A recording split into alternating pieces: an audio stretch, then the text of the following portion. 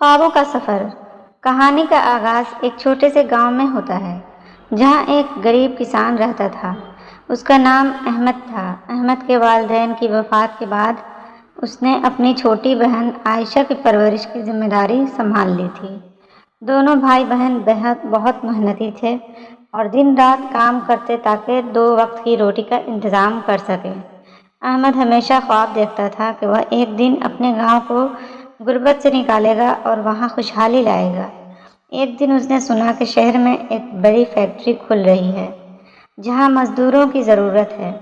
احمد نے فیصلہ کیا کہ وہ شہر جا کر کام کرے گا اور پیسے کمائے گا تاکہ اپنی بہن کی زندگی بہتر بنا سکے۔ احمد نے اپنی بہن کو گاؤں میں چھوڑ اور شہر کا رخ کیا۔ شہر کی زندگی بہت مختلف تھی۔ ہر طرف لوگ بھاگتے دوڑتے نظر آتے۔ احمد نے بڑی مشکل سے فیکٹری میں نوکری حاصل کی۔ وہاں کا ماحول سخت تھا مگر احمد نے ہمت نہ ہاری۔ احمد دن رات محنت کرتا رہا اور کچھ ہی سالوں میں اس نے کافی پیسے جمع کر لیے۔ اس نے اپنی بہن کی تعلیم کے لیے پیسے بھیجے اور خود بھی بچت کی۔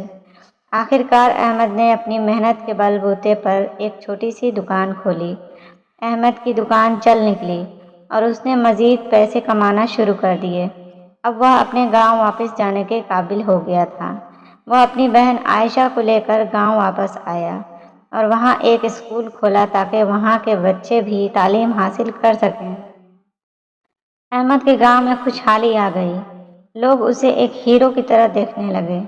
اس کی محنت اور عزم نے ثابت کر دیا کہ خوابوں کو حقیقت میں بدلا جا سکتا ہے اگر انسان میں محنت اور لگن ہو۔